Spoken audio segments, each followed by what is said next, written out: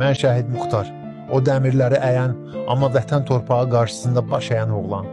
Mənim çempionluğum medallar deyildi. Gözəl xalqım, mənim ən böyük çempionluğum sizə bəxş etdiyim bu azadlıq oldu. Anamın göz yaşlarını silin. Deyin ki, oğlun torpağın altında deyil, o indi bayrağın ən uca zirvəsindədir. Siz o torpaqlarda gəzərkən ayağınızı yavaş basın ey xalqım.